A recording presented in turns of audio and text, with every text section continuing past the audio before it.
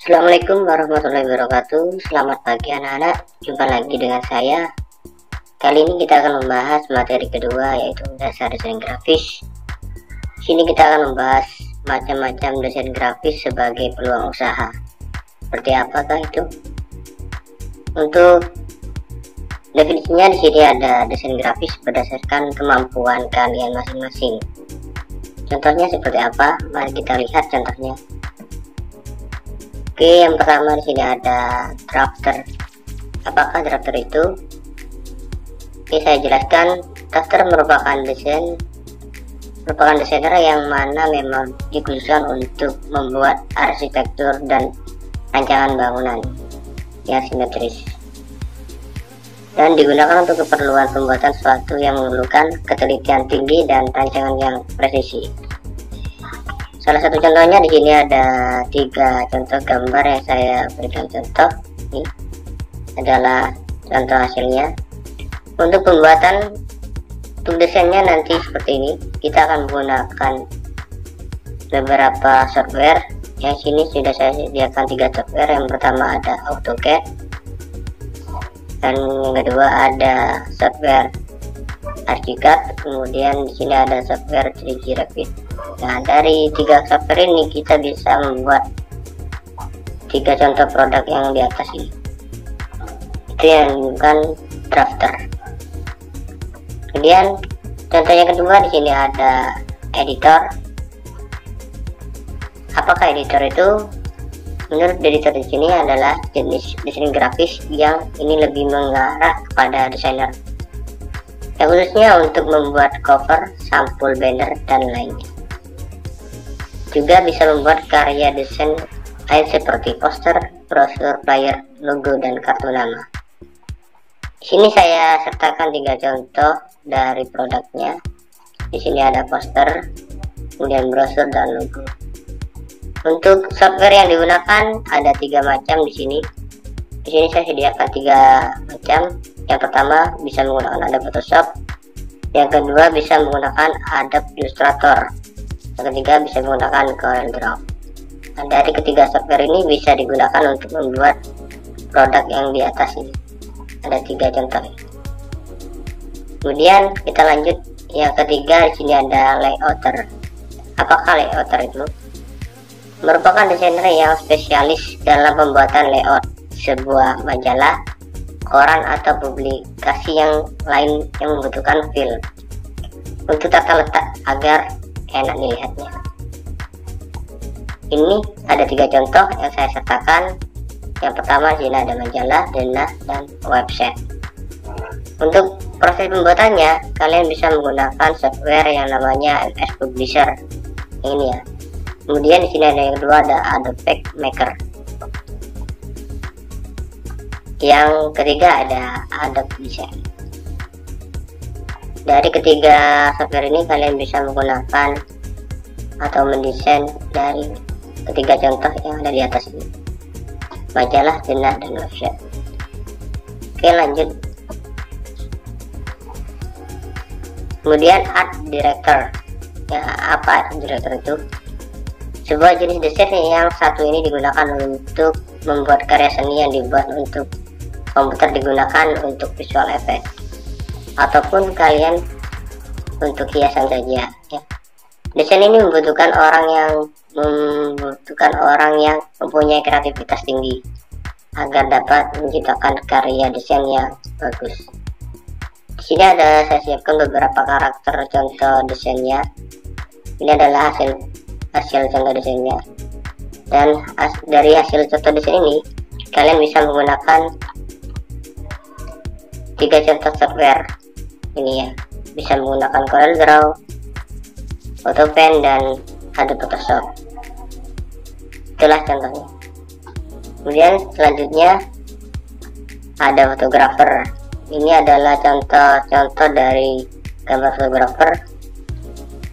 Kemudian di sini ada contoh pembuatan untuk pengelolaan softwarenya atau gambarnya. Kalian bisa menggunakan Adobe Photoshop, kemudian Lightroom, kemudian software Photo Studio.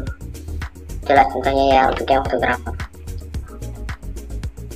Kemudian di sini ada animator. Animator juga disebut dengan desain grafis yang bekerja pada bidang motion grafis, seperti contoh iklan atau film fantasi. Orang-orang bergelut pada bidang ini harus memiliki daya tahan yang tinggi. Kenapa begitu?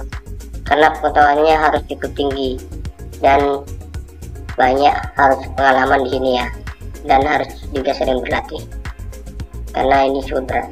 Ini saya sediakan 3 contoh dari produknya yang biasanya kalian lihat di TV atau di media lainnya. Ini ada contoh kartun Filipina, dan ini yang kedua animasi NC-nya ada Nusa dan Rai.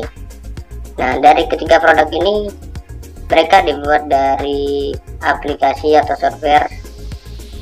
Beberapa 3 contoh ini ya, bisa menggunakan Adobe Flash, kemudian After Effects, dan juga bisa menggunakan Blender.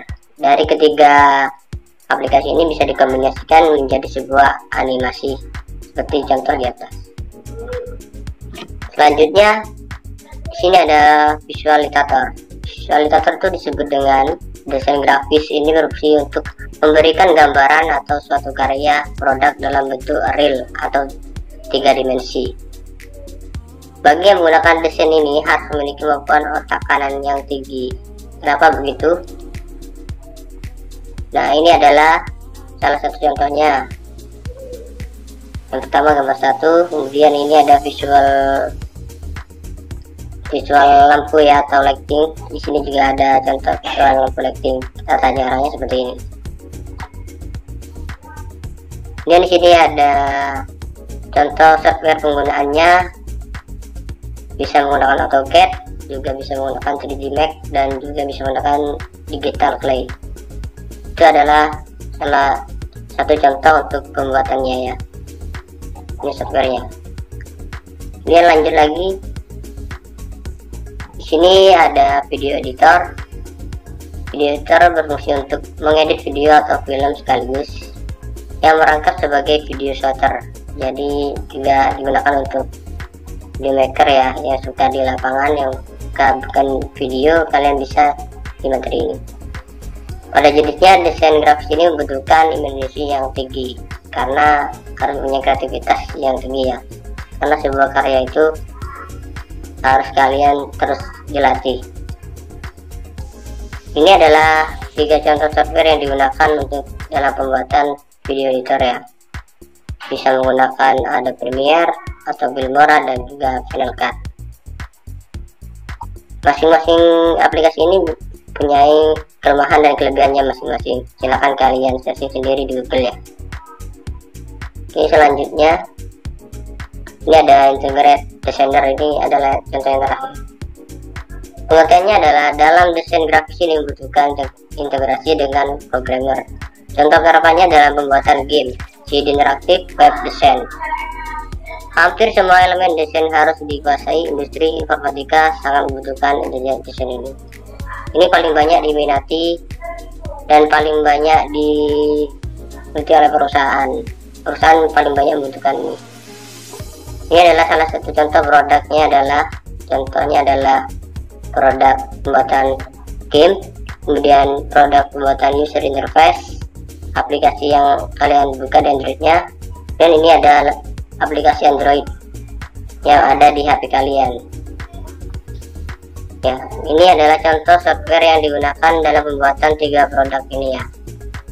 Yang pertama ada Android Studio, kemudian software Coordinator, kemudian bisa menggunakan DirectX atau Constructor. Nah, itulah beberapa contoh dari desain grafis yang memiliki peluang usaha.